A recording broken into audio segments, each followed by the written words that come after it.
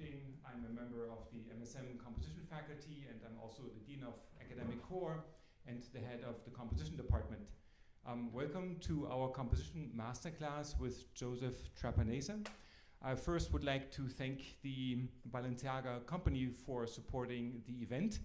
I would like to welcome members of the Angelo Badalamenti family, whose music will be part of the artistic and creative focus of the masterclass. I think there's nothing better than celebrating a legacy through inspiration. Thank you very much to the Tactus Ensemble from MSM for performing the compositions, and Alison Norris for conducting everything. And please join me in welcoming Joseph Trapanese.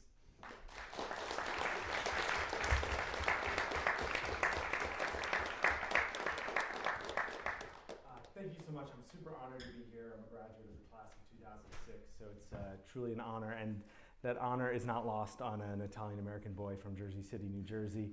You might know Angelo Badalamenti. He was born in Brooklyn, lived in New Jersey, and obviously an alum of the Manhattan School of Music. So it's a tremendous honor to be here today. So thank you. And I believe our first composer is it Gabrielle? Gabrielle, excellent. Have a seat, and I believe you have something to say. You're going to say? Should I yeah. Oh yes, yes. You have the microphone here. Hello, hello, hello, hello. It's not working, no? Hello? No. Well, I'm Gabriel Ordaz. It's a pleasure to be here. Thanks to Balenciaga, to Joe for this amazing opportunity, of course, to the Tactus Ensemble.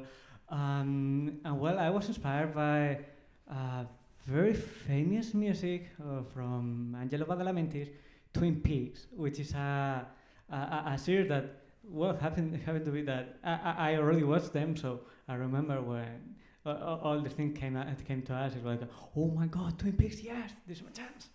So this is all about a murder, how the police could resolve this crime.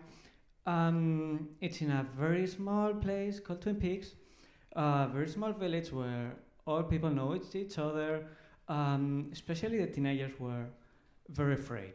So for this piece, I just took the first 4 chords of the soundtrack, which are extremely noticeable. I mean, I could be hearing them forever and ever. So I just took them and created this piece, which tried to put myself into this small village. I'm a horrified teenager, and I don't know what's going to happen. This is the story of this one night in Twin Peaks. All right, let's take a listen. Fantastic.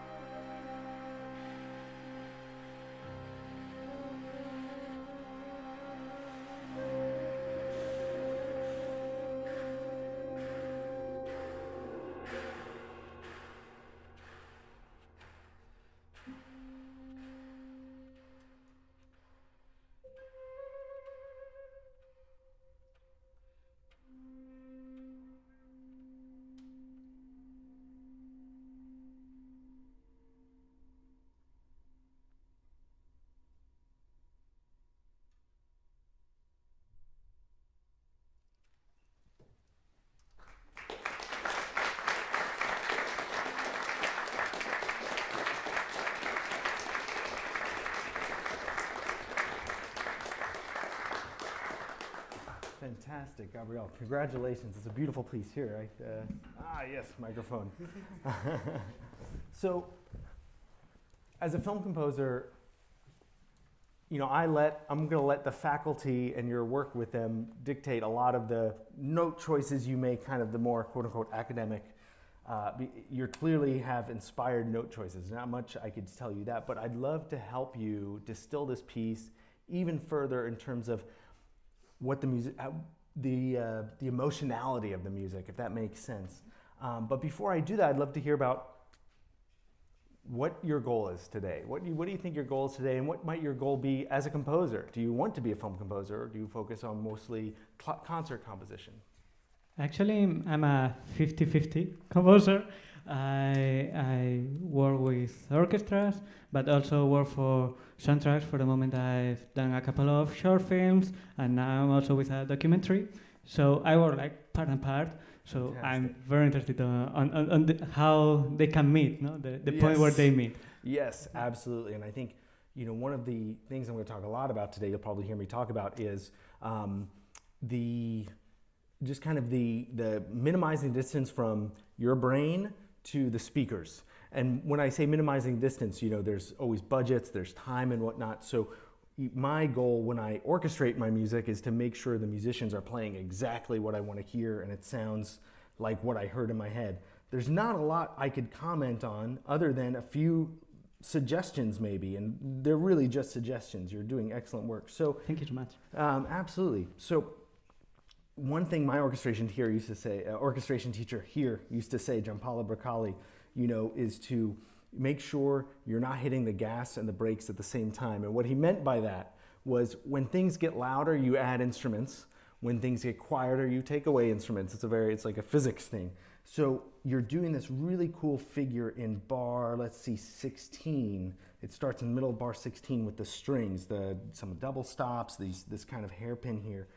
I would wonder if, Gabrielle, tell me what you think if we had, and I'm going to try to use names here because I like doing that. If we had Sam, the trumpet player, play his figure, the triplets, if he played that, say, 2 beats earlier, so that lined up with the peak of the crescendo and the strings, giving it a little bit of extra weight at that moment. Might that be interesting to you? Absolutely. It would add a lot to the winch texture on this bar. So it would be very cohesive. Okay, that's a great idea too. So I think, Allison, if you don't mind, let's see. So Sam, did you hear what I said about moving that? Great. And then that is our clarinet. Let's see, that would be Gabrielle, a clarinet player, and Grace and Stephen. You can move that figure a bar earlier and give it, beat earlier, and give it a hairpin, so da da da da da. So Allison, if you don't mind playing from letter B and just those 2 bars into the next bar, would be great to hear if those changes mean anything. I'll be curious to hear what you think.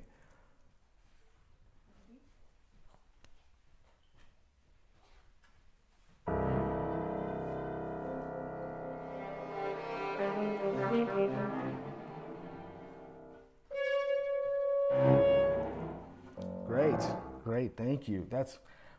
Any thoughts? I'll be curious. Of course. This idea of just like imitating the idea of the Christian works very, very well, actually. Right? Okay. That's a great idea. I think something that we talk about a lot in film music is, you know, we're always constrained by this budget.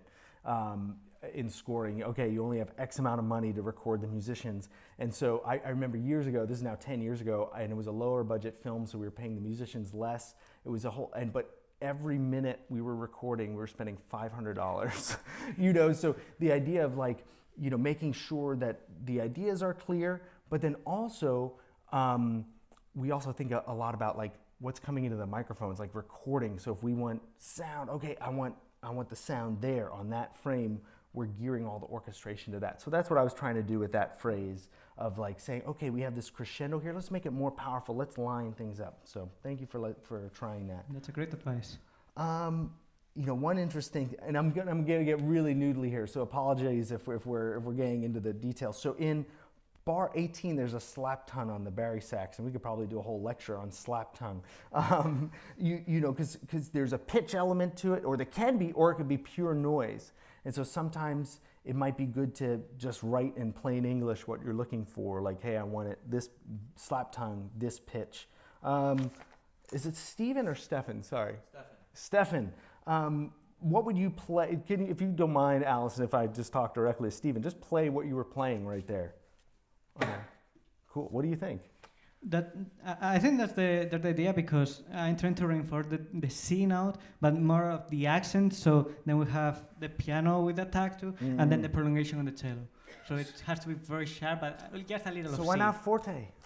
Yeah, that's a metaphor. Yeah, So, I was afraid of. So no, don't be afraid. Don't be afraid. Stefan, play forte, and can you make it noisier, like less pitch, more noisy? Oh, sorry. That's all right. I know it's a delicate thing with reeds and whatnot. I did some slap tongue recently in a score, and we stopped everything and just said, let's record that slap tongue, and then we recorded everything around it. And that's a luxury we have when recording. We could do that sort of thing. Great. I have to admit, I've never heard, at least as far as I know, a trill, a half-step trill with a tremolo as well. I looked at it, I said, is that going to work? It worked great. I love this effect. No, I'm using it more and more each piece, because I think it's really useful to transmit some tension, extra tension to the string player, so it transmits very well. Great. Is it Yansu on the cello? Am I saying that correctly? You can call me Clara. Clara, okay, Clara. I'll try to remember that. Apologies if I forget that. I'd love to know what the heck you're doing.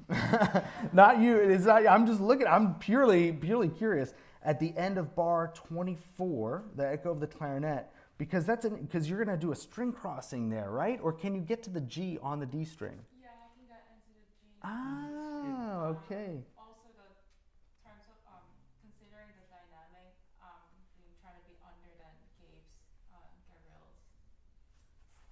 Great. Okay, great. That's all I wanted to know. I just was curious how you were doing that. I might write in the score, like, just to give them some confidence, Sol D. Because I looked at that, I was like, how the heck are they doing that?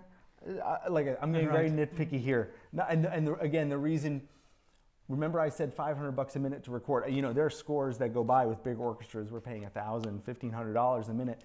That 10-second question of how do you want me to play this? Burn $100 bill, So when I think about film scoring, I think about economy, making sure I get to my idea quickly. I would love to, looking at letter D, there's an arrival point here, right on the downbeat. I might want to put the flutes and even like the violin trills onto the downbeat there. I see you have a forte piano in the clarinet. That's why I wouldn't be afraid of doing that. And I'll tell you why I do things like that, because it gives the players confidence, something to aim to. So it's much easier for a player, if they're doing these feather, to aim to something. To arrive to the downbeat. And, and maybe I'm using the term wrong. It's not necessarily easier for the player, but it makes a more congealed musical phrase. And since I see you have the forte piano and the clarinet, I wouldn't be afraid. Just have the flutes arrive at the downbeat. If you like that change, maybe we can have the flute players write that in, so the next time we play it, Sure. They'll do that. Fantastic. And then there is something I want to play with here towards the end that might be really interesting. And this might be just my personal opinion as an orchestrator, things I like to try. But by the time we get to bar 60, and again, Gabrielle, no need to agree with anything I'm doing. I'm just trying things out. We've heard the strings have barely had any rest. They've been playing so much. What I'd be curious to do is, instead of having Clara continue with the C in bar 60, maybe she can diminuendo, she could hold that, she finishes the trill, lands on a quarter note C on the downbeat. I'm just going to write that in. And our bari sax player, Stefan, picks, do you have a low C on your instrument? Yeah. Low concert C? Yeah. Low A, I guess. To have him play that low C with the piano, so it's a clear the palette moment. We're not hearing any strings. And I think about this a lot when I'm orchestrating is allowing my palette to stay fresh. Because if I have strings the whole time, you know, I'm losing an opportunity to give a freshening moment, especially when you have this theme coming in now. So it gives a moment of clarity perhaps, and then the theme comes in. So let's see, Stefan, if you're gonna hold that C, let's see. I'm still learning how to use an iPad here. You're gonna hold that C out until beat 3 of bar 66. Do the best you can. If you need to sneak in a breath, that's fine. And Clara, you could come back in on the grace notes, please. And then that's in the middle of bar 66. And by the way, just a little tip, you know, in recording session, I might not be following it right now, but in a recording session, you always want to say who you're talking to first. So say it's Clara, and then you say where you're going. Clara, bar 66. So you got Clara's attention. She looks at the bar, and then you give the note. And again, I'm getting very nitpicky here, guys, but in terms of this recording session thing, it allows clear communication and using time efficiently. I wonder, so going back to the music at hand, bar 61, strings come in with this beautiful, these haunting chords. The way they look right now to me, it's very pianistic, and that's how it was. It's on a synthesizer. Angelo Badalamenti played it on a Rhodes. It's very pianistic. But I do wonder, you know, a few thoughts for you, and maybe you could pick one of these to try. You know, we could have the violin 2 and viola just holding the notes out the whole time, you know, so it's just a bed for the violin 1 to play this beautiful half note, you know, minor third thing. That's one option. Another idea, so it's written consort. We could debate till the end of time about consort in a chamber music setting. I find it less effective here, and this is my own opinion, than in an orchestra when you have 18 violins playing consort. Like, that's a very different sound. Here, I have the tendency to think in a small ensemble like this, you're dampening the emotional possibilities. I'd rather just say pianissimo, senza sort, you know, just play without the mute, just to allow the instrument to ring, you know, just allow. You could disagree, and that's fine. That's another thought. And then another thought I had, and again, this goes to show how many different things you could do in orchestration.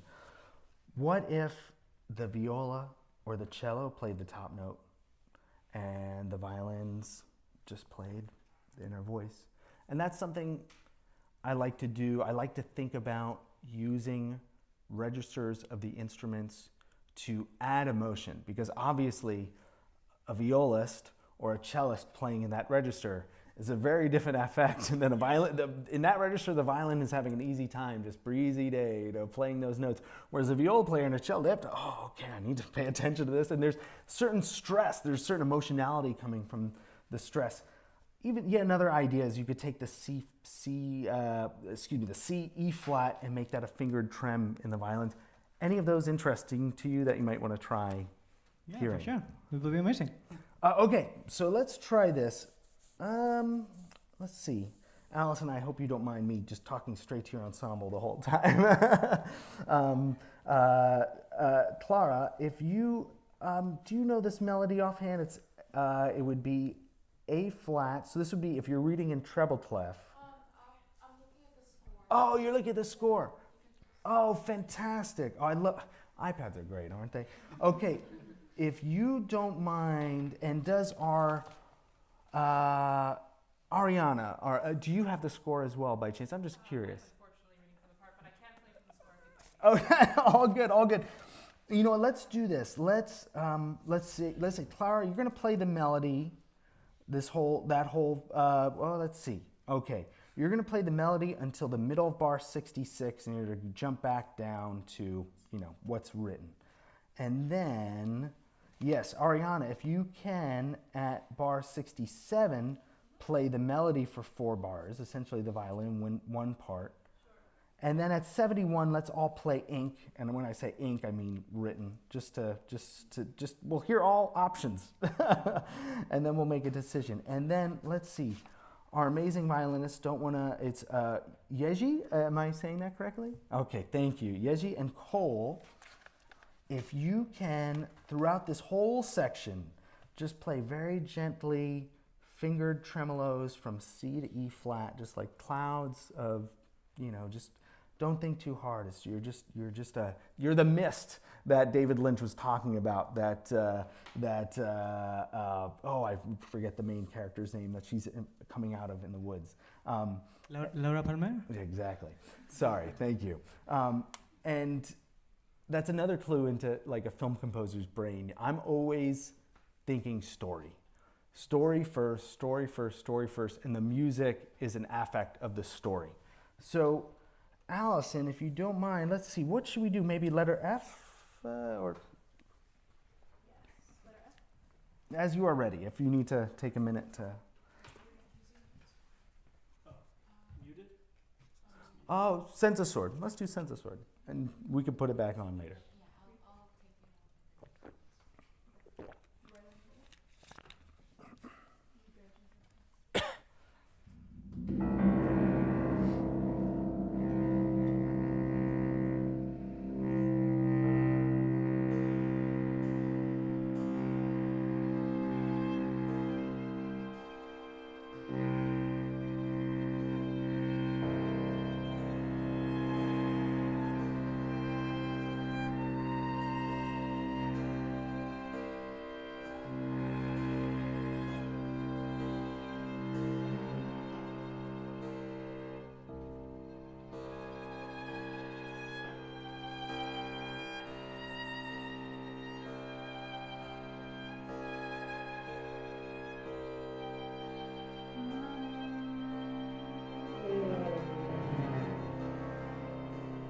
Great, thank you. Fantastic. Was there anything interesting about that, or anything you want to keep, or we could go back to how it's written? I think in this case we can perceive the melody much clearer now. I love this difference of timbre.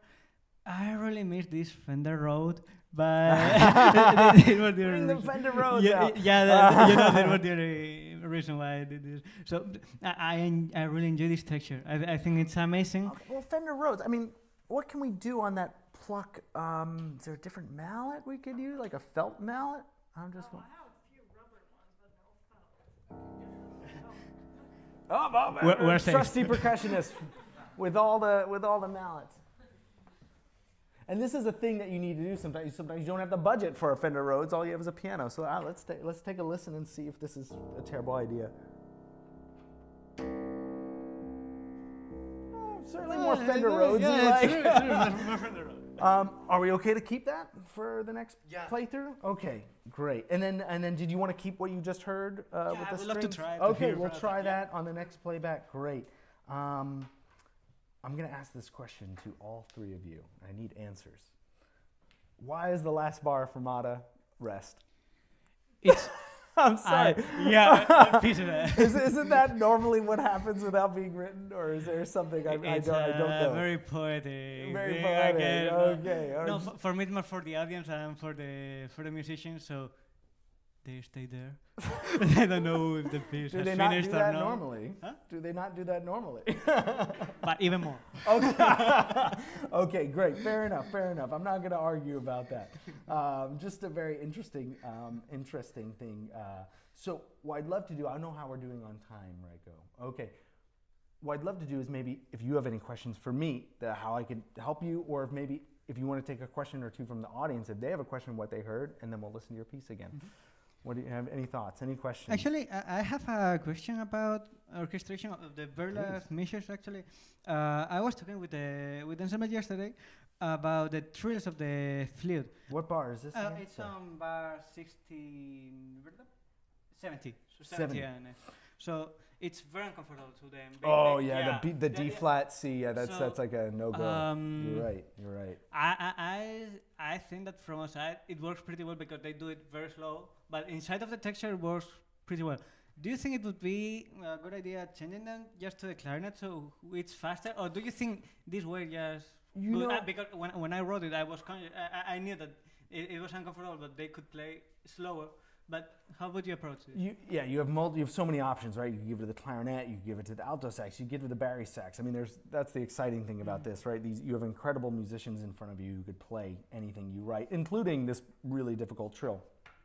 If you wanted to keep in the flute, I would just make a note. This is a difficult trill. Please, play it as slow as needed. Just so you give the musician the confidence that they can, yes, you know what this is, and they're going to play it like that. That's one thing to do, but you're right. The other thing you could do, clarinet, obviously, that's a piece of cake for clarinet. It really just depends on the emotion that you're trying to get to. And I don't know, maybe let's leave it as is, because there's something, like I said, I enjoy. One of the most important, I feel like there's multiple levels of orchestration, right? First level is, knowing the ranges of the instruments and what notes you can't write. But I've always felt like second level, third level is knowing where the instruments sing, where they yell, where they shout, where they sound nasty, and that might be that's where the flute kind of sounds a little nasty, and maybe you want, I'd love to, can we hear that weird trill? Like, do your best. And that's as fast as you could go. Just out of curiosity, because it's like, I Because I have 3 keys down here, and I'm using my pinky finger for all 3, so I go like. Yeah, and just a little. So that low C is an addition to the flute that was made in modern history. So so it's like just a weird, a weird thing to ask for, but that's a cool sound, So I think it sounds great. So might be, when in doubt, I learned a great lesson. Years ago, I was conducting an orchestra, and I always used to think like, oh, it should be in the music, like I shouldn't have to say anything. It should be in the music exactly what I want. And an agent of all people came up to me and said, Joe, tell the musicians what's happening on screen, and like tell them what you're looking for, tell them the emotion. And that might be a case of like, hey, I'm misty, slow tremolo, and then they oh, okay, they understand that this is a weird, I can't do I can't do that sort of trill. What do you think? Absolutely. Okay, cool. Last question for you. These air sounds with, air sounds, and they're sounding great. I love it. Why are they pitched? Are they supposed to be pitched? I see, there's like an E flat in the bari sax, E flat in the alto sax, or is it just should be not? I'm assuming it's not pitched, but. Well, technically it's not pitched, but they're using the key, so it's spelled on their fundamentals. So the pitch of the air, if it has some, I think it's noticeable. We could try it maybe, but it's lower than. This is why masterclass is so great. I'm learning too, because I have I'm like, why would you do that? No, now I know why. Because you're getting to where the instrument is most open, so to speak. So you're getting the most air sounds. You're telling them. Well, that's great. Is there a question or two from the audience about this piece, about what we've talked about? Or should we just hear it again? Gabrielle, congratulations. Really beautiful work, and thank you, ensemble. Really beautiful playing. Let's hear it again. I'm excited to hear it again. Thanks so much.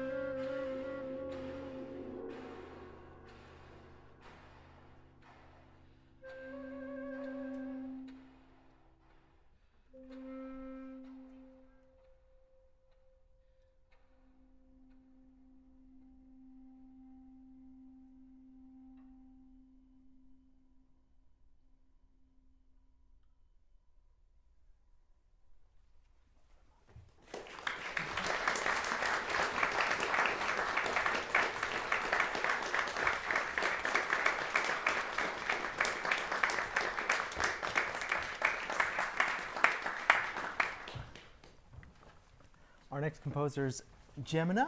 So happy to have you here. Take the mic and tell us a little bit about your piece. 1, 2. Hi, everyone. It's lovely to be here. I'm very grateful for this project and everybody involved. I think when I think of Bad Elements' music and his collaboration with Lynch, one thing that comes to mind is multi-dimensionality and how music and image really come together to tell those stories. One of my favorite movie ever is probably Elephant Man, by the way.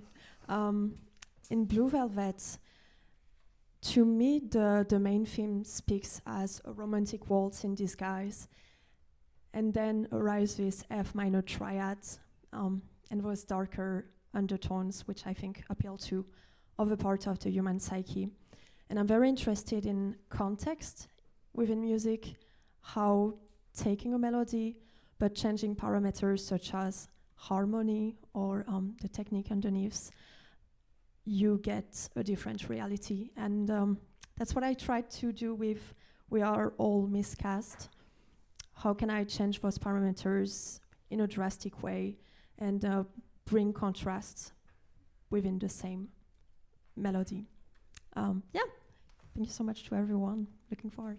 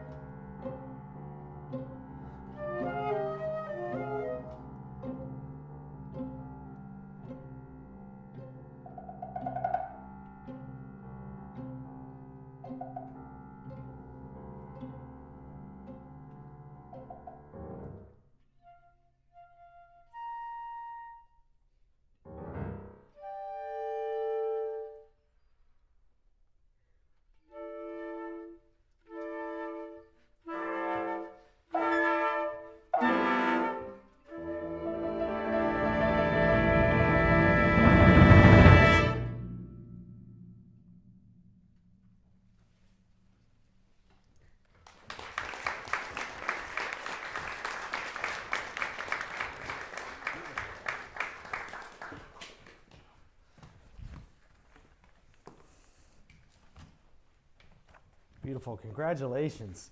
Thank you so much. I'm going to give you the same question. How can I be helpful here? Do you have what is your goals? What are your goals as a composer? What do you, or maybe what do you want people to feel from the piece? And how can I help you make them feel it more, maybe?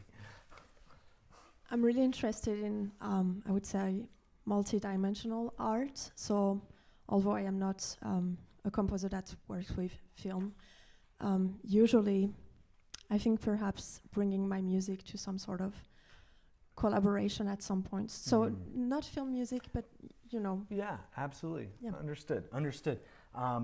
There's so much, like I said, with all of these three composers, the note choices, there's really not a lot for me to say in terms of theory. Their note choices, they're all writing incredible music. So I like to focus on, trying to understand maybe some of the gestures you're trying to do and help them, maybe do it better, more effectively, however you might want to say it. So there are a few thoughts I have, and I'll preface this with a question.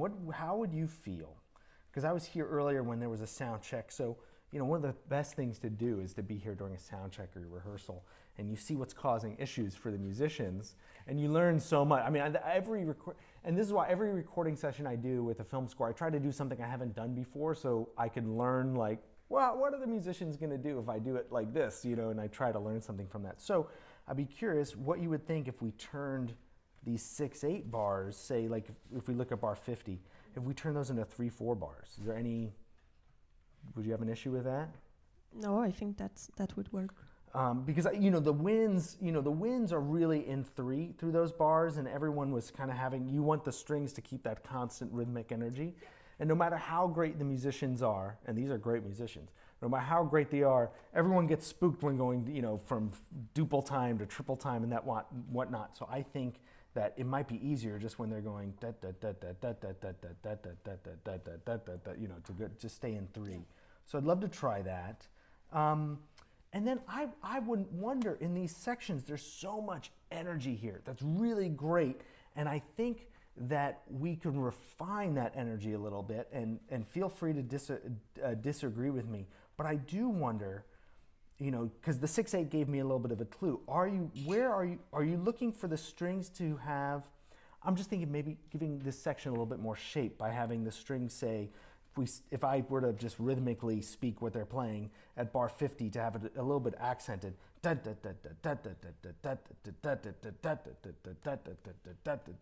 Would that be interesting? So like a marcato on the first 8 of each Exactly, group. Yeah, exactly. that would work. So strings, I don't know if you heard me sing that, but more or less, and accents on 1 and 3 in the 4/4 bars, and accents on the downbeat of the 6/8, now 3/4 bars, as well as the end of 2. And in the 2/4 bar, just keep it on the downbeat, the accent. So let's see a few things. This is such a cool section. That's why I'm honing in on this. I feel like you're really close to getting something really special from the ensemble here. I wonder, how would you feel if we looked at the woodwinds? Let's take the focus off the strings for a second. If we looked at the clarinet and the saxophones, they're doing this really cool figure, da da da da da da ba ba ba, which is kind of almost like a fanfare. Would you call it a fanfare? How do you think of it? I guess it has that energy. Yeah, fanfare is a good word. Maybe. And by the way, what I love all the Blue Velvet quotes. A little trivia for you: David Lynch was listening nonstop while he was filming the movie to Shostakovich's 15th Symphony. And so when it came time to score it, he gave Angelo a recording of this. And Danielle, maybe you could correct me later if I got the whole story wrong. Let's look at these wins. So, kind of what I was saying earlier to Gabrielle, I want to be as specific as possible so that they deliver me exactly what I'm looking for. And so, for instance, let's see. I'm going to look a little bit earlier than 50. At bar 48, I'm looking at the clarinet and the trumpet, similar. What I would suggest maybe is the triplet being slurred, da-da-da, and then tenuto marks on the 2 quarter notes that follow. So it's da-da-da-da-da. And then the next 3 notes, you could put a tenuto on the downbeat of beat 4. da da da da da da. So they hold that out. Then maybe nothing on the 16th note and an accent on the downbeat of the bar. Da da da da da da da da. So that way now everyone's playing that figure the same way, and when we hear that, it's coming out. It's bursting out of the texture, so to speak. They have the confidence to play that how you like it. So let's see. I'm going to try to use names here. So Gabrielle, Grace, Stefan, and Sam. Anywhere you see that, and it looks like Adeline and Rhea as well. Anytime you see that, da da da da da. So we're slurring the triplets, tenutos on the 2 quarter notes that follow. I believe a tenuto on the downbeat that follows the dotted 8th.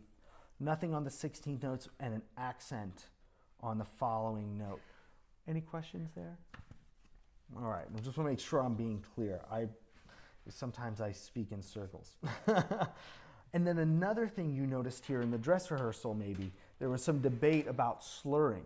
How do you want to slur this? Because when you have a slur over 2 repeated notes, it tends to confuse the wind players, because slur means you don't want to reattack.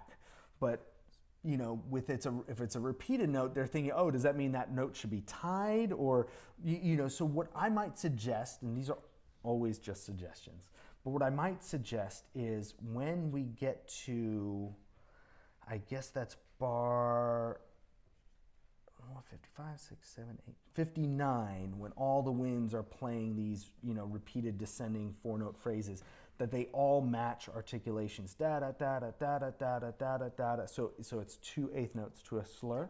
So we'll have them unify in that, including the trumpet.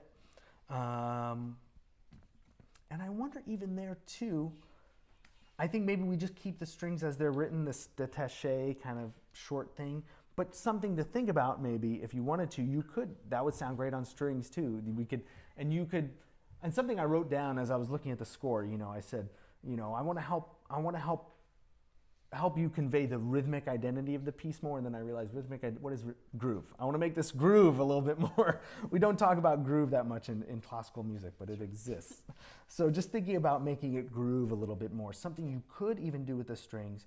You could have them do the same thing. You could maybe even have them alternate, da da da da da da da da da da da da da, just to create some more energy. Let's not worry about that right now. That might be one step too far. And the last thing I will talk about, and then I want to hear this section. I think we have a really cool opportunity in bar 64. So something my old orchestration teacher here, also my composition teacher, Giampaolo Bercali, he'd always talk about not wasting a problem. Meaning, you have this problem. The problem, I would say here, is you want these woodwinds to keep playing. You want kind of a continuous sound, but you also have a subito piano. What I might suggest is, to help with the subito piano, let's make that downbeat of bar 64 a rest for everyone. And that also solves the problem of breathing. So the players can focus on giving all their breath here, making things sound forte, and then they know they have a place to take a breath, and they can give the next forte its all. So if you're okay with that, let's add that. Great. So all winds, let's add an 8th note rest to the downbeat of 64. Again, also help with the subito piano. And then I wonder, you would ask for pedal with the piano, which, it gives it that huge sound. I wonder, let's clear the pedal on the downbeat of 64, right? I actually was wondering, in order to reinforce that effect, if on 64, maybe there is no piano, and then the piano comes in the next bar. 65, yeah. Well, kind of what I was saying earlier, right? The gas and the brake pedal, right? You want a subito piano? So, okay, take out some instruments. That's going to achieve that really well right there. And so the piano just comes in, piano on the next bar. Love it. Yes. Great. The other couple of thoughts here. I love what's going on at 68, because we've had these disparate strains of da da da da ba ba ba da da da. You have a great moment of unison. But right now I'm hearing all the musicians play these notes differently. Some are playing them, they're holding it out for the full value. Some of them are giving it a big attack and then coming off. I think for our job as composers, let's give them the confidence to play it as we want them to play it. How do you want them to play it? Should we put tenutos on it or accents? Accents and tenutos? Accents and tenutos. Okay, Definitely, yeah. fantastic. So musicians, all these half notes, accents and tenutos. And so now you're going to get a unified sound from everyone. They're going to give it its full value with a bit of attack on the downbeat or on each half note. That's great. Finally, and I love this section. It's like a blues section all of a sudden with this piano solo at bar 75. Yes. 76, I think. What I would love to do, similar to what we did in the previous bars, let's give some rhythmic identity. Let's give some groove to the winds and strings as well. So I just wrote down, let's accents with staccatos. Maybe you disagree. So it's da, da, and then the next bar slur into the next beat. So if I'm a string player, I'm going dun, dun, da. Or would you want tenutos instead of staccatos? Staccatos, definitely. I think the slur would work. Maybe with a tenuto at the end. Maybe with what? Sorry? Maybe tenuto, actually. So staccato and then tenuto. Da, da. Yep. So okay, great. And then similarly, musicians, da, da, da, da. Sorry, with the tenuto, I didn't sing the tenuto. And then the last two beats of bar 80, where everyone's on beats 3 and 4. Do we want maybe slurs into the downbeat, da, da, da? And with a tenuto on the downbeat, da, da, da? Definitely a tenuto on the downbeats. Okay, so downbeat of bar 81 is a tenuto in addition to the accent for everyone. Do you want to slur into that downbeat? I'm wondering if or staccato? Before that final tenuto, it shouldn't be staccato. Dun, dun, da. Or dun, da, da. Yes. Okay. So beat 3 is staccato. And beat 4 slur into the next beat. So, and by the way, all this chat I'm doing right now comes from experience. I'll never forget. I'm in LA, my first recording session ever. Thank good it was for a workshop. We were recording a Christmas arrangement. That was our job. It was the exercise. Arrange a Christmas tune. And I show up at the session. I'm very proud. I have my charts. The drummer comes up to me. What beat would you like me to play? And I just said, a beat. Yes. There's so many parameters that we deal with. There's just infinite parameters to be dealt with that you've done such an incredible job choosing the notes, choosing the right harmonies, that this is yet another parameter that we're just practicing with right now. Really fantastic music. Let's see. You know what? Let's just hear that much to the downbeat of bar 81, starting at, I guess that accelerando, Allison, in bar 47? Yes. I'm sorry. And anything. I'm so sorry I missed you. Yes. Could you please tell us the articulation one more time? Because we kind of course. This whole 2 rows we couldn't follow. We're moving so fast. Please. Sorry, from 76. From 76. Yes. Thank you so much. Yes. Let's see if I could sing it. Let's see how terrible I am. Or you know what? Okay. Let's just do this. Staccato, staccato. Slur into the accented note. The accented note. Add a tenuto, please. Ta, ta, da, da. And then the following bar, that's bar 78, staccato, staccato, and then same thing. Slur into beat 3 with the accent, add a tenuto on the accent. And then the following bar where everyone's playing beats 3 and 4, beat 3 is staccato, and beat 4 is slurred into the downbeat of bar 81, and that downbeat of bar 81 has a tenuto on it, so we're giving it that full value. Was that helpful? Is that good? Okay, thank you. Yeah, my first real recording session, I was told, Joe, you're talking too fast. Slow down. So that sneaks up every once in a while. All right, thank you, everyone. And it's the same thing after that. We're gonna stop there and just get Gemina's reaction and just see what she thinks, and maybe we'll apply it to the next section as well. But yeah, we're just gonna do this excerpt. 76.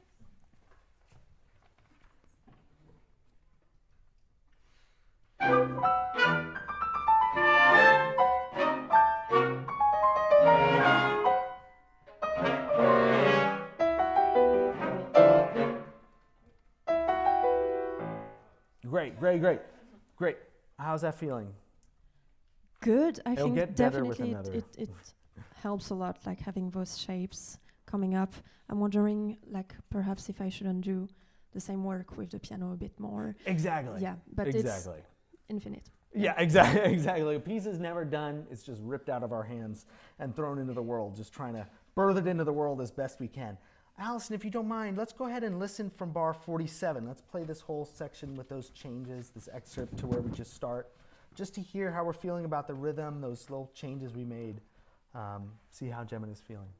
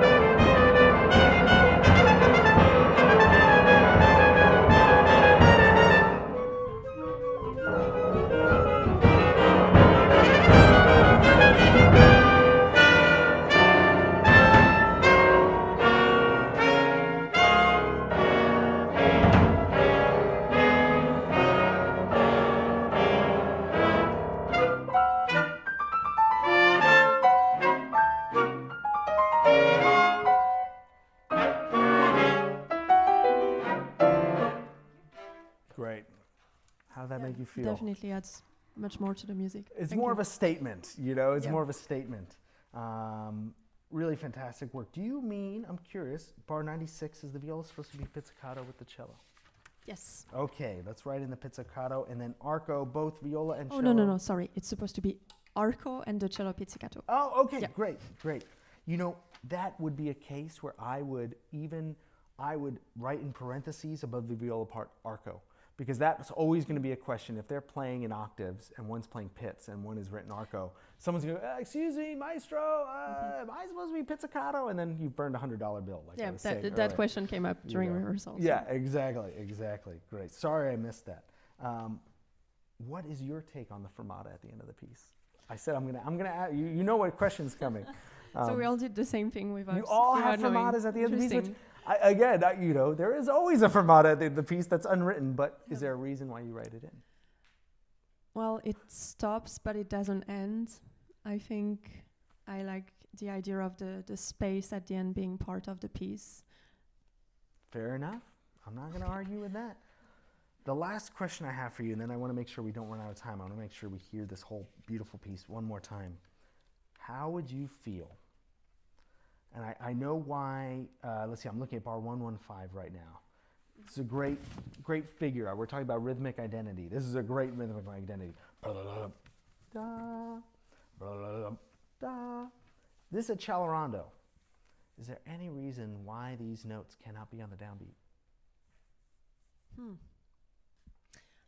I wanted space in between without for it to feel like a rhythm, if that makes sense, like a triplet or I really wanted to have that effect of like we're accelerating, but they're still breathing, if that makes sense. Would it be okay to put the dotted half on the downbeat with a quarter note rest at the end of the bar? It would be, sure. Okay. and look, these are incredible musicians up here. They're going to nail it if they had more rehearsal time. They'd nail this ending. But you never have enough rehearsal time. There's never enough rehearsal time. 3 days is not enough rehearsal time. You know, with the best musicians in the world, you're always trying to make things better.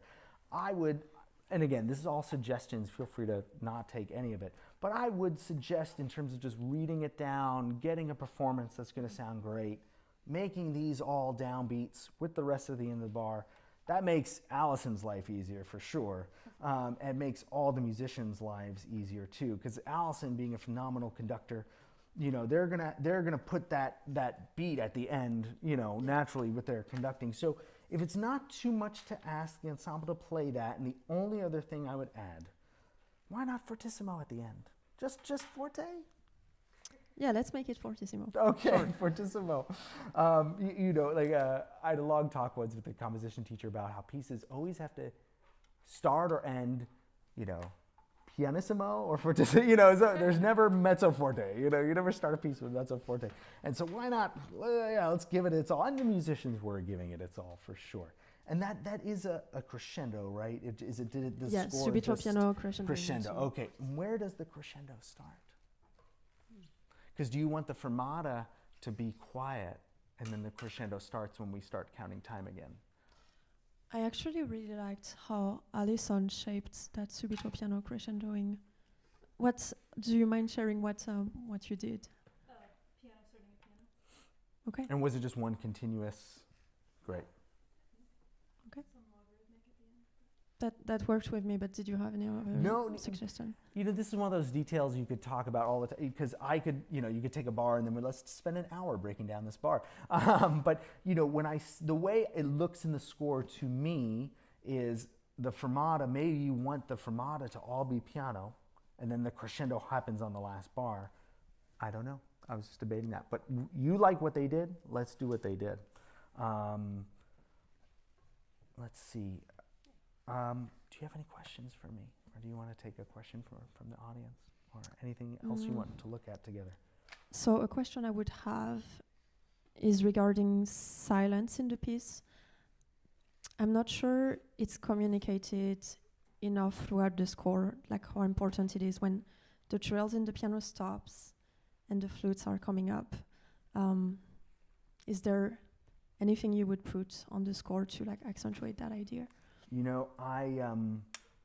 There's so many ways to think about this. One, my composition teacher used to always say, I used to sometimes write in English, and he would say, Joe, write in Italian, because in China they know Italian musical terms.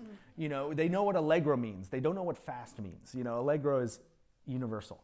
However, in this instance, I would just write in plain English. I would say, you don't mean a grand pause, right? Because you could put a fermata over a beat and write GP for grand pausa. That's too long. But I wouldn't hesitate to just write in, pause for 3 seconds here, or thereabouts. I think when in doubt, just write it in, and they'll get it. I think there is a certain magic to just telling everyone everything through the music itself, right? But again, sometimes with those concepts, you just can't communicate that. So what bar is that? Let's make sure to communicate that right now. So that would be actually at the very beginning, after we have that motive on the piano and the flute coming in with that fermata. And then the first time the trills in the piano occurs, and same thing, there's this exchange between the flute and the piano. Every time you have a rest, make it like a pause, like a 3-second pause, I think. Yeah, does that make sense? Like the fermata on the rest at the beginning? Yeah. Yeah, that makes yeah, sense. maybe let's add that. I also wonder, not to get overly technical, but this is a huge concert grand. Because some grands don't have dampers on the low strings, and so they just ring out forever no matter what you do. So, I'm trying to learn everyone's names. Let's see. Sila? Yeah. Okay. Sila, can you just play the downbeat of the piece for us? Let's hear it.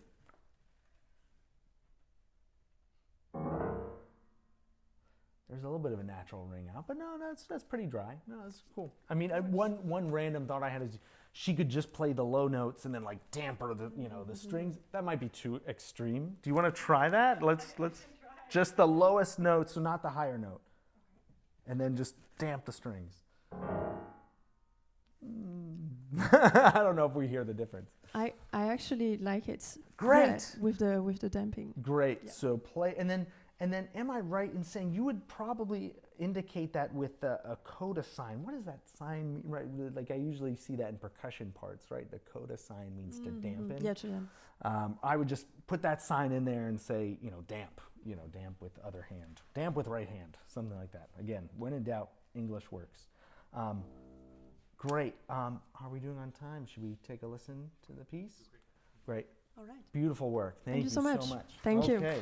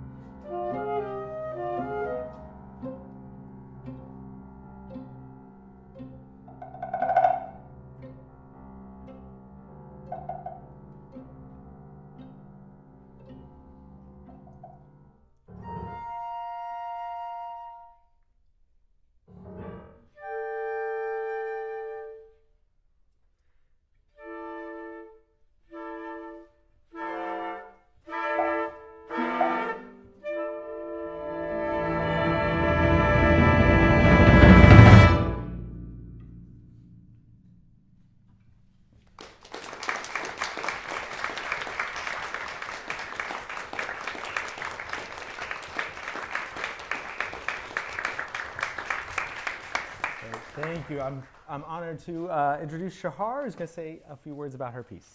Excellent.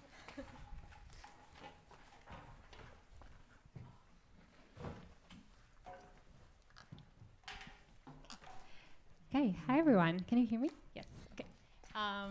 So, first of all, I want to say big thank you for everyone involved in creating this project. It's a really amazing opportunity, and I'm really grateful for it, and especially for the Tactus Ensemble and Alison for the conducting. So thank you all so much.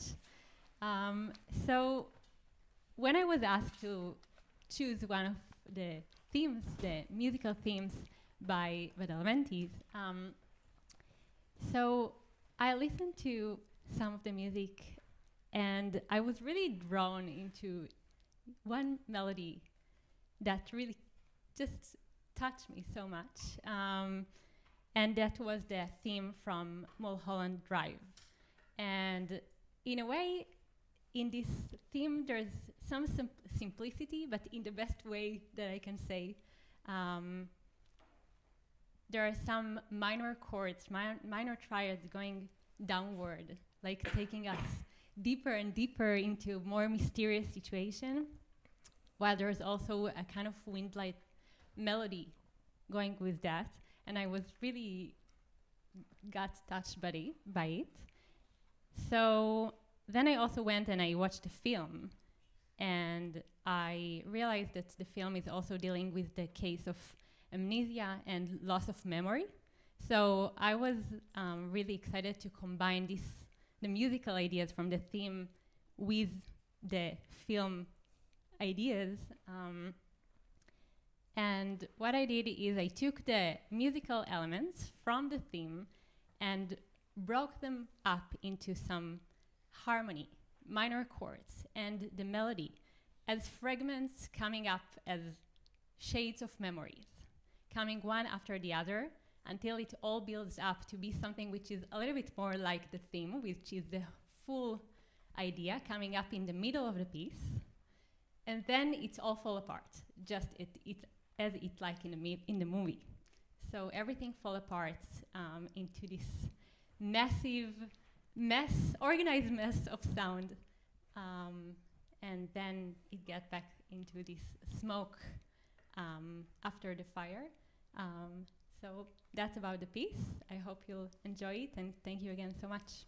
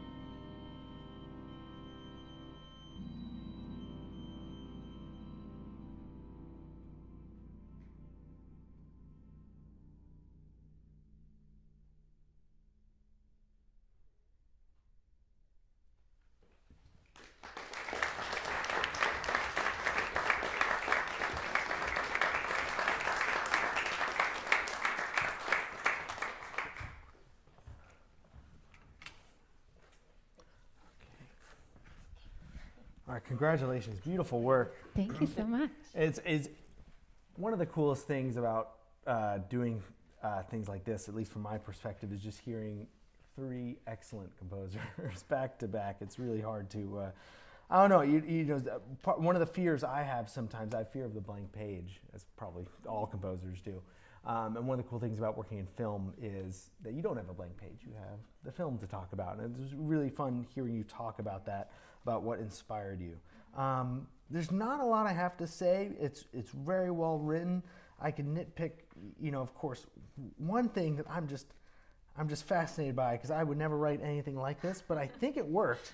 Let's see, bar 70, I misplaced my program, and here it is. It is, sorry, I'm learning everyone's names, forgive me. Clara is playing cello, right? Clara, how are you playing that? I want to hear it. Oh, sorry, bar 70. Sorry. Is it okay to go bar before? Yeah, of course, of course.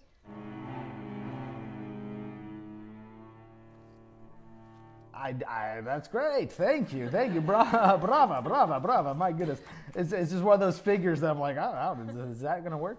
Excellent. Yeah, I happen to play the cello as well, so maybe that's okay. So you were like, Joe, don't even waste your time. Okay, great. One other thing, you know, like our amazing Yeji played it so well. That beautiful kind of soloistic thing at bar. It starts in bar 59.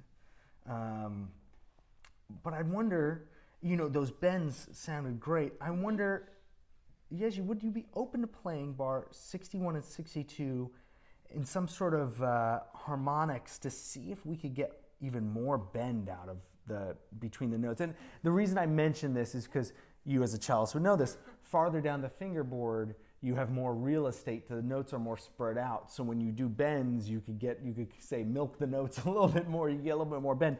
It might be worse than what she did before. She played it so brilliantly. So I would love to hear that, though. This is as much for my curiosity as anyone else's. It sounds great. So, Thank you. Yeah. if you don't mind. And you could start from the beginning of the melody, Yeji, if you like, at bar, was it 59? Bar 62, you said, or 65? So, sorry, it would be bar, maybe, I don't know if it's that when we get to the D in the middle of bar 60, if that's a good place to switch to a harmonic. And the reason I'm asking is just then there's more space between the notes when you do those bends. So basically the rest of that phrase would be in artificial harmonics. Does that make sense with that? Okay.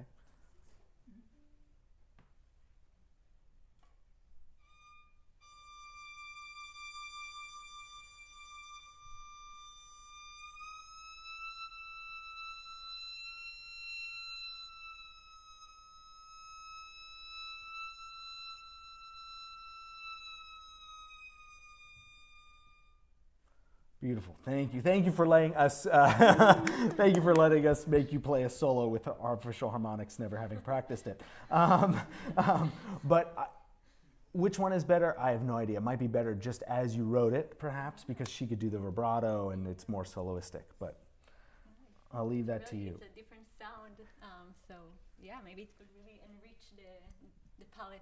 Fair enough. Exactly. A few more things I thought about. Sela, when you see a list inside the piano, do you play it with your fingernails or? I play it with a fingernail. Okay, and is that? A little bit more sound. Yeah. What other ways have you seen it written? I'm just, again, some of this is for my own curiosity, but is there another way to play it, like with a mallet that might be?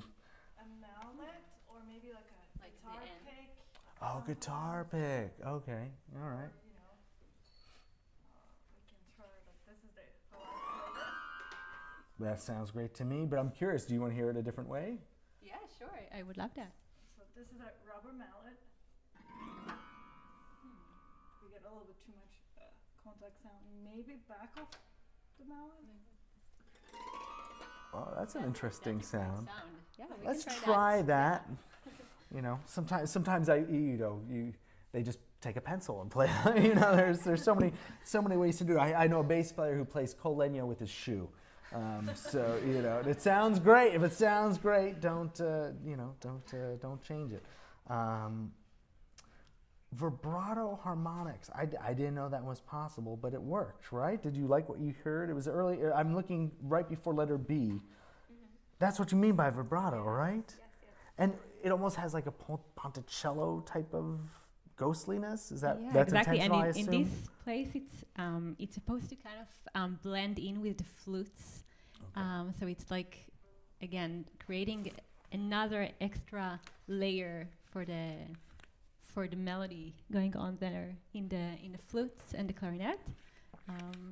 Fun. So That's yeah, great. That's great. I very much, again, like I said, from each of these composers, I've learned maybe more than they've learned from me. The other thing I wanted to talk about was glissandos, and you have a lot of glissandos.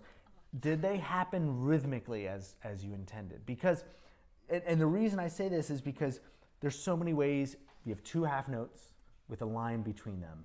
Musicians will often say, do I start the glissando right away? And they kind of started right away, but they gave it a little bit of tone, and then they played. And again, there's no right or wrong way, but sometimes, I'll give you an example, I'll write a dotted quarter tied to an eighth, and then the line is from the eighth down to the half note so that the player understands I'm going to hold out the pitch for a dotted quarter and then bend on the eighth note. But if everything you heard was as you intended, then I'm not, we don't need to say anything. Yeah, I usually doing actually exactly the same. So the note value which has the glissando on it is also the rhythmic value on which the glissando should work. So exactly. If it's written on a half note, it should be glissando, like a very slow glissandi into the next note. So that's what I mean. Overall, I think it worked well. Maybe I think there was one place which in the cello, which maybe I would love it a little bit slower. Where is it?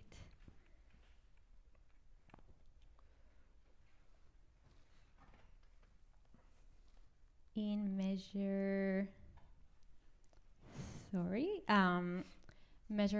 30. Just like staying a little bit longer on the lower one. But I think other than that, it was excellent. Great. Also, that was excellent. But while we're here, all of these composers have written parts of the piece to be performed by the wind players blowing air through the instruments. It's all been really effective. One cool thing, I'm a former brass player, I like to say recovering brass player. One thing that I learned while playing my brass instrument once, some contemporary music, is to get a louder sound out of the breath sound, because oftentimes if you just blow pure air through the instrument, it's not really that loud. And I talked to Sam, our trumpet player, backstage to see if he was doing it. He takes the mouthpiece out of the horn, turns it around so that the cavity of the mouthpiece is causing like a kind of a pressure differential with the pipe of the instrument, and he's blowing through the pipe of the mouthpiece. Sorry, I'm getting very technical, but I just thought it was interesting to point that out to anyone who's curious. And you might say, Joe, why did you waste time talking about that? But it is interesting. A few other things. I wonder, again, all these are suggestions. I wonder if, let's see, this is for the pianist, for Sela at bar 109. Actually, this is really a question for you as the composer, not the performer. But you have this tam-tam on the downbeat, right? And the tam-tam has like a million harmonics, and it's just sounding this cloud of sound. Why not, instead of plucking the piano, we just have her play a cluster on the low end to kind of, I don't know, just an idea. You might say, and the reason I say that too is because you have pianissimo written. We're never going to hear a pianissimo plucked piano over a tam-tam. Maybe, so my two thoughts are this. A, give the piano a pianissimo cluster so that they're making that tam-tam a little bit richer. Another option, forte pluck, so that we actually hear the piano going pluck with the tam-tam pianissimo. First of all, I would love to try and to see. My intention was to give the tam-tam some kind of a small attack, yes, in a way. But I would love to hear that. The two options, maybe just a little bit louder, like forte for you, and also the kind of cluster option. Maybe we can try the two of them if we have time. Allison? Yeah.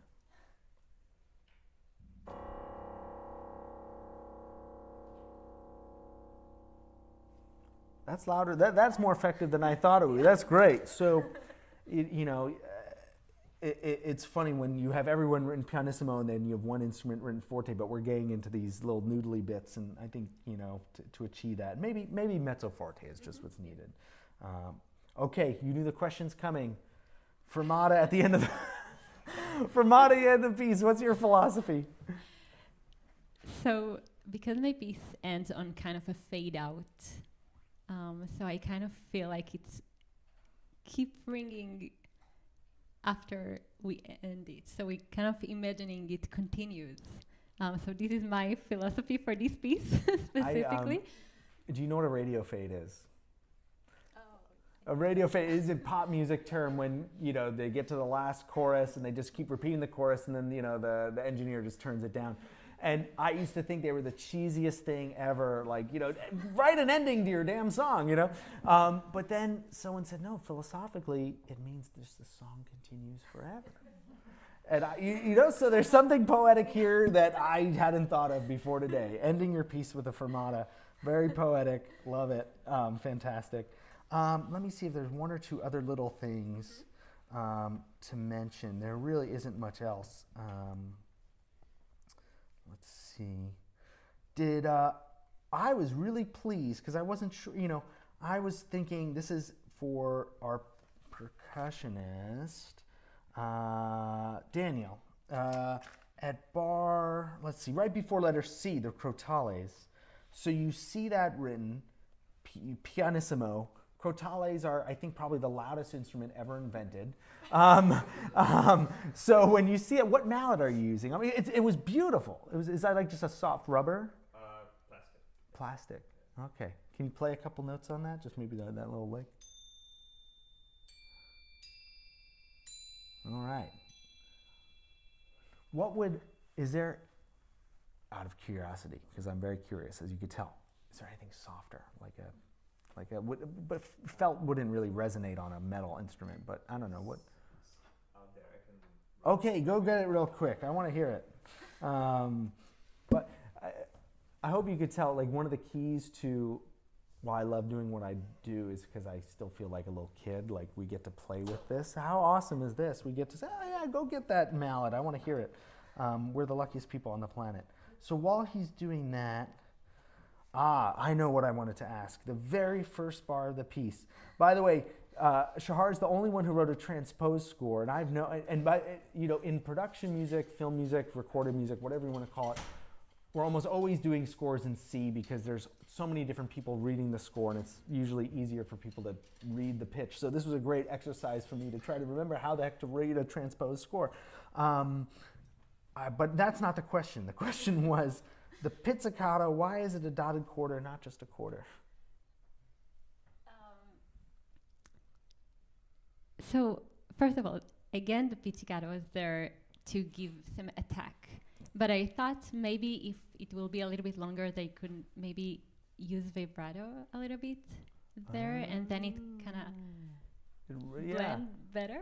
I think, you know what, this is just my opinion. Again, so first things first, I would give the violin to something to do, because right now the poor guy, you're trying to get more sound, and he's sitting there going, I could do so let's see. Cole, play an E, play unison violin 1 on the downbeat, give more sound.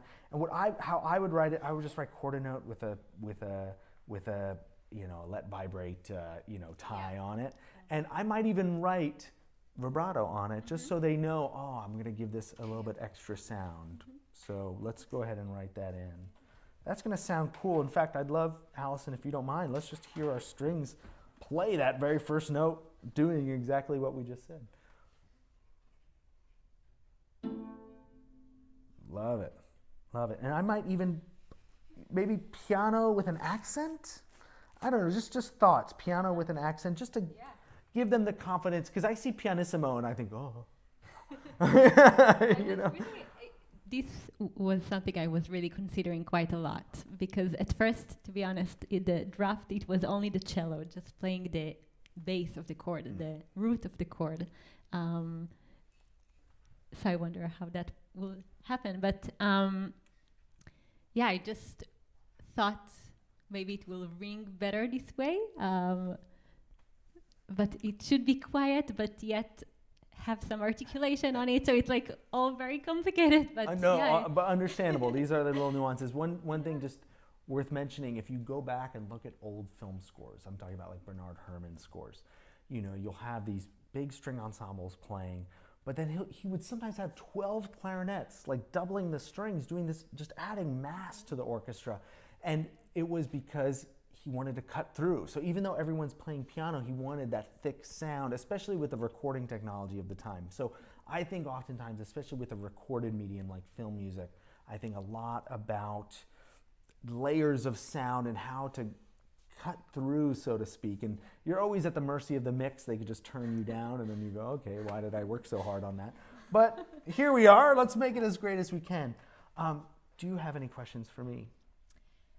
I wonder what you think about, so I talked about this, everything fall apart in letter the E. end. Yeah, toward the end. So I want to really achieve this massive sound which just fade away into section F. So I wonder what you thought of that, or if you have any suggestions about how to really increase this kind of contrast that I'm looking for in this. You know, one thing that I return to over and over and over again is just the density of sound. I was just talking about it a moment ago. So I would say look at, you know, ranges of instruments. So I would wonder, peeling away actually, I mean, honestly, it was really cool to hear Clara play that glissando from the G sharp, D sharp, double stop down to the, is that a G natural with C sharp, I would assume? G sharp. G sharp. All right, we need a sharp there. So that was cool. So I don't want to break that. At the same time, you know, one of the most key things we could do as composers, and this is like advanced composition, you think about the low end, because there's nothing more dramatic than taking away or adding low end.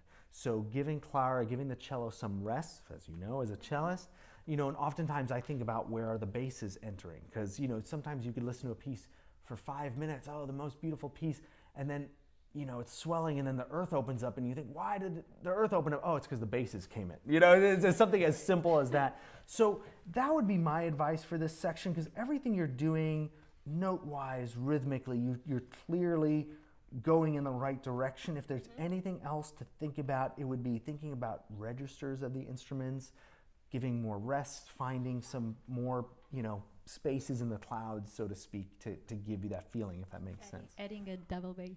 Adding a double bass, exactly. How about that? Or I don't know. You know, you could add a double bass by having the Barry sax and the cello play in unison. That would be a pretty rad sound. And then taking that away, you know, the absence of that sound. What I'd love to do, I just want to make sure we're doing okay on time. If it's okay with you, let's hear the piece again. Beautiful piece, all three of you, beautiful work. And then maybe with the little bit of time we have left, maybe all four of us can see if the audience has any questions, anything they want to ask, whether it's about my work or your work or any of our work or Mr. Badalamenti's work. Maybe there's a couple questions that I can answer as a film composer. But anyway, congratulations, Thank you great so work. much. Let's take another listen. Thank you, musicians, great work.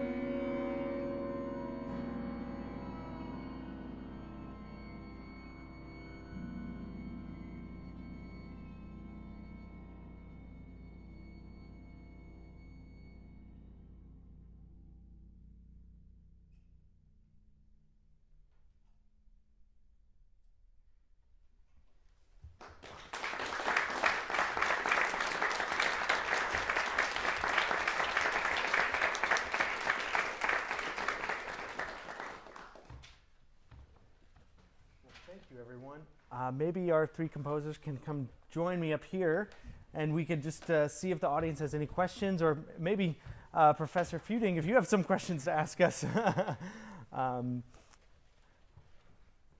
One more round of applause for all three composers. Yeah, excellent work.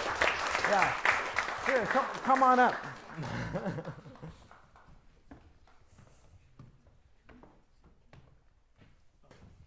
There's a question all the way in the back.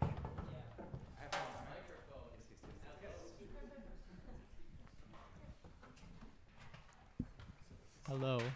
How in both your approach to composition in general, and then specifically in these pieces, how did you approach quotation and referencing other melodies without being too tongue-in-cheek or heavy-handed?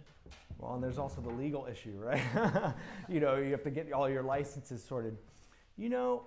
That's a really deep question. Not sure. We probably need several hours, because I think it takes, all of us would have a different viewpoint. But well, I'll give you my viewpoint, which is understanding the source material. I think, especially in film music, we're in a weird crossroads where we're in a service industry. A director comes in, says, "I want 18 trombones and 2 French horns and 3 violas." Yes, sir, coming right up. But at the same time, the filmmaker's coming to us, not the next composer. So you have to hope that the filmmakers come to you for your own vision, right? And so I look at that when a filmmaker comes to me and asks me to share a vision with them or to help them achieve their vision. My homework is understanding their vision, why they're pulling me in, and then B, trying to understand the source material. For instance, if I'm composing a film score where the film's based on a book, I'm definitely reading the book. If I could speak to the author, even better. Sometimes I try to speak to people at the studio, producers, when I'm trying to kind of synthesize what they're looking for with what speaks to me out of the source material. And then it comes down to, how do I think I'm going to honor that source material? And we could talk about style for days, right? Are they coming to you for your style, or are they coming to you because your budget works for the project? There's always talk like that. But I have to be confident that the way I think of style is my decisions. My style isn't, I do this and this and this, it's my style. No, my style is based on the decisions I make to every point in the crossroads. Where is it going to be in the key of A or B? Okay, B. Is it going to be in the key of this? And there's 5 bazillion decisions like that in a composition. At the end of the day, how I navigate that route, that style. I hope to answer the question a little bit. Thank you. You're welcome.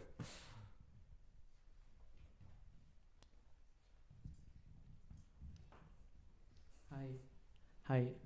I just want to say I like all the pieces today. Congratulations to all the composers. But please allow me to ask a question for Joseph. So my background is also concert composition, and I'm now studying screen scoring at NYU.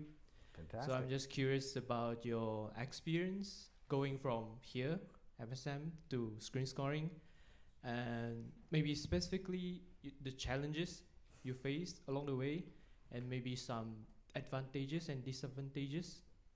Absolutely, yeah. Thank you. Oh no, my pleasure. That is a fantastic question, and something I'm very passionate about when I speak to students, is I try to illuminate the path, so to speak. One of the biggest challenges, if you decide to go into scoring, that you're going to face is you're excellent composers already. So you could score the movie, but the obstacles between you and the movie are so immense. Between meeting filmmakers, that's a really important thing, being in a place where you can meet filmmakers. But then also the technological challenges of learning how to make music in a digital audio workstation. I had the advantage that I was a real dork, still am, but when I was 13, I was just playing with computer music. And so even though I went to Manhattan School of Music, had a really formal conservatory training, I was always playing in my laptop, making silly beats and whatnot. And that sort of skill set really is what got me in the door. I was a studio intern, building Pro Tools systems, replacing hard drives, doing coffee runs, picking up dry cleaning. Yes, that too. So you have to be okay with doing that. But the fact is, it got me in the door. And the unfortunate fact is, my experience at Manhattan School of Music, that didn't necessarily get me in the door. However, once I was in the door after several years of assisting and working and doing workshops and doing all sorts of interning, you know, I like to say that, you know, we have a little internship program at my studio, and I hate to sound like everything's a test. No, not everything's a test. But, you know, you give an intern a task, hey, enter this data into this spreadsheet. You know, if they do a good job with that, then they get an opportunity to do the next thing. And eventually you will get an opportunity to write a piece of music, to work with an orchestra, to work with a string quartet, etc.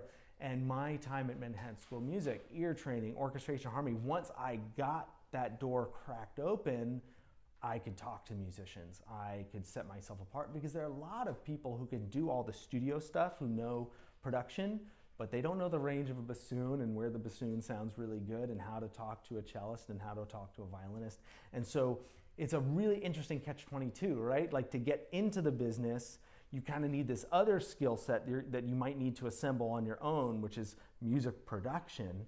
But then once you're in the door, what set me apart from the composer down the street was my classical chops, that I could, you know, when Daft Punk hired me to do Tron Legacy, it was because I had classical training, that I both had a respect for electronic music, but had the classical training. I could communicate with the orchestra, I could arrange orchestral music alongside them. So yeah, it's an interesting position you're in, but it's really exciting. I miss those days. Now I just have, you know, directors and producers calling me and asking me for things all the time. Back then I was, how do I make music? Anyway, thank you. Great question.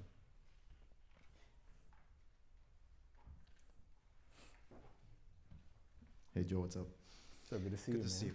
It's been a long time. Been a long time, yes. I have a question. So you mentioned Tron Legacy.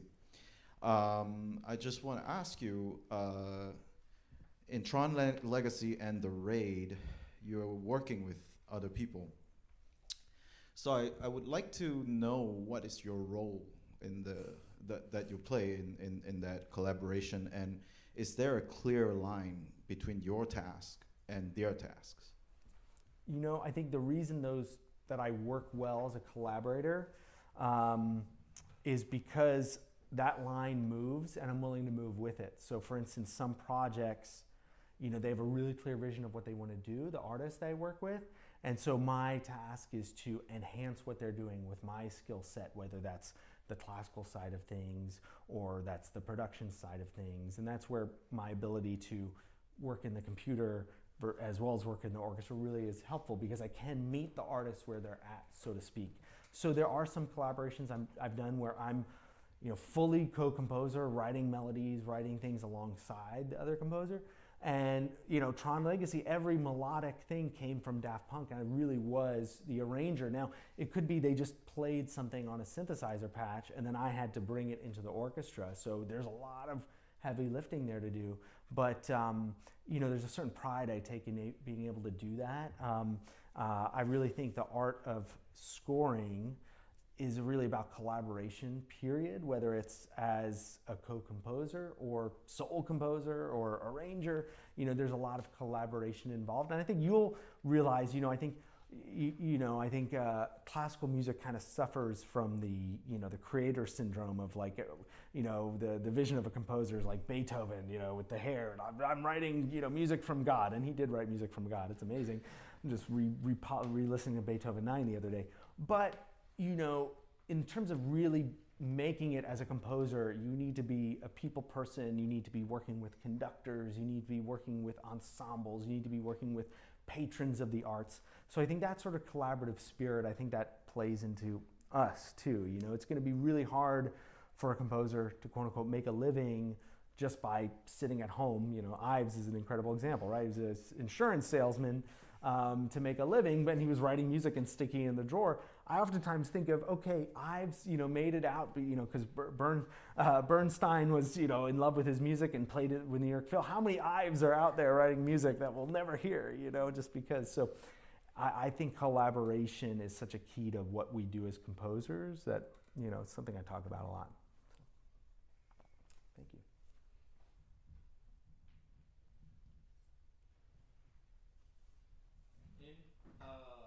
The process of scoring a piece, do you, like, in the process of scoring a piece for film, are you brought on like at the beginning, like before anything is even shot, or do you, or I'm sure it's different for every project, but is it more pleasant for you to have something on screen to see, or do you work with the themes before anything's even shot? Like, how do you work from at the beginning of the project? Where do you come in, I guess, and what is your favorite way to come into a project and work on it? Absolutely. My favorite way is to start early, because I oftentimes say, you don't hire the cinematographer the day before you start shooting. So why would you hire the composer at the end? You've already shot a movie. You should have an idea of what it should sound like. And so I love engaging early on. And sometimes that leaves me in a worse position because the project, instead of taking 3 months, takes a year and a half, because I started it a year ago, starting with ideas. But I really am passionate about finding the sound of a film early on and helping my filmmaker understand the world of sound. Spielberg likes to say sound is 50% of the cinematic experience. It truly is. So I get very passionate about not leaving it to the end. The traditional way for many years has been you come in at the end, they've edited the movie, they've put in temp music, and I don't know if you've ever scored a film like that with temp music. It's torture sometimes, because they go, we love this piece of music, just write that. So, I had a vision, I wanted to deliver this, and now you want me to just rip off the temp music. And by the way, temp music, short for temporary music, where the filmmakers have cut in previous score because they haven't hired a composer yet, but they want to feel what the picture's going to sound like, so they put in temp music. Some of the most amazing experiences I've had have been with filmmakers who hire me early on, and we just don't have temp music. We know what the film's going to sound like from day one, and we're just making it. It's a real luxury to be able to work like that. It's somewhat rare because, when millions and millions of dollars are being spent on a project, there's a lot at stake, there's a lot of expectations, there's producers, there's studios, and they don't want to hear a film without music, if you're still writing the score. They want to hear, so inevitably there usually is some sort of temp music involved. But at the very least, I love at least just starting to think about a film early on, so that by the time I'm writing music, I'm no longer thinking about, what do I want to write today? I'm thinking, this was my vision when I first read the script, I made some notes, and so now that I'm doing it, I have a place to stand on. So very passionate about that.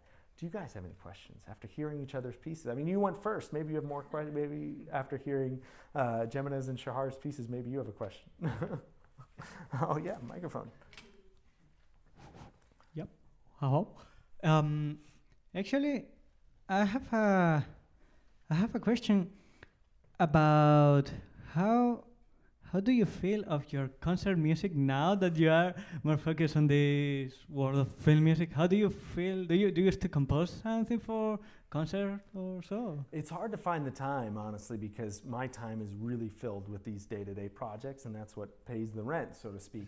That being said, I have, within the last 5 years, really started to think about it some more. I actually work with a group in LA quite a bit called Tonality. That's a choir. I'm on their board. It's a nonprofit, so there's a whole board element of giving back there. But the thing that resonated with me is because this choir, every concert is about a different social justice theme. So for instance, the piece I wrote for them, they were doing a concert where every piece on the program had a climate change or changing climate type of initiative, type of thought behind it. So I actually set the text from Greta Thunberg's speech to the UN for the choir, and that really resonated with me because film scoring, you, as I kind of hinted at earlier, you come to the studio and you kind of know what you're going to do. You don't have that blank page syndrome where you're like, what do I write today?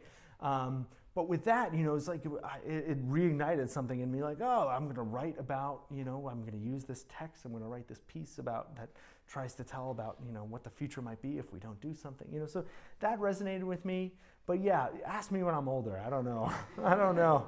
Might change. But yeah, I haven't written much concert music other than that, honestly. Yeah. So I was really interested because you talked a lot about collaboration. I don't know if you mean mostly for between composers or also with players. Yeah, all that, yeah. But also about budget and being so effective in working for film music, because I'm always that, bringing live music into stage. There's something about like this one time that is coming and the players can really bring so much of themselves to the music. How do you feel like working on a film music with that? Like, how do you feel this collaboration with the players come into this very effective work in the studio?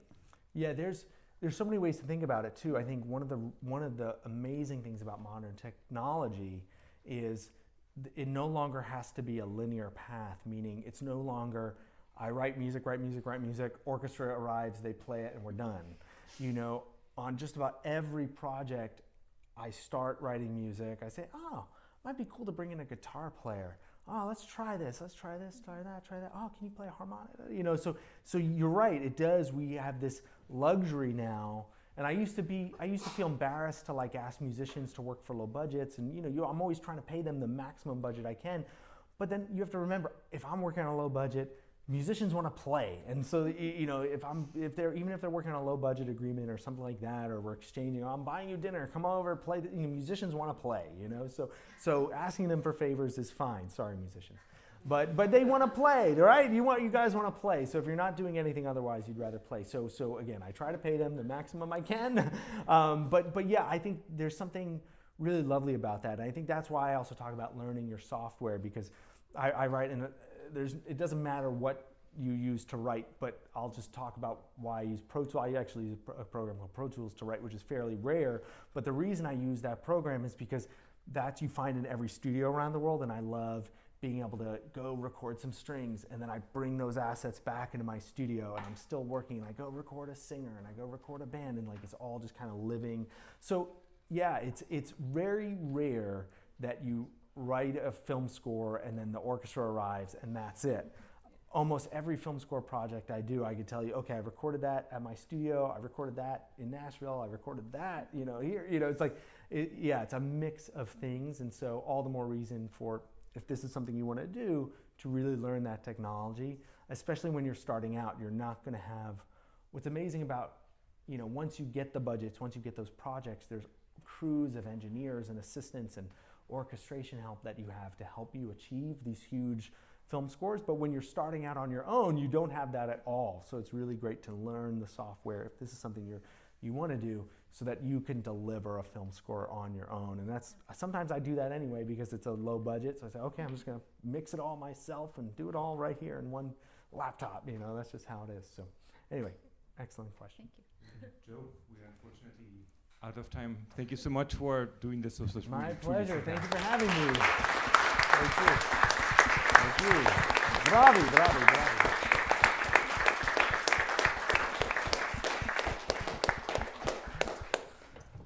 Thank you so much. Yeah, thank you.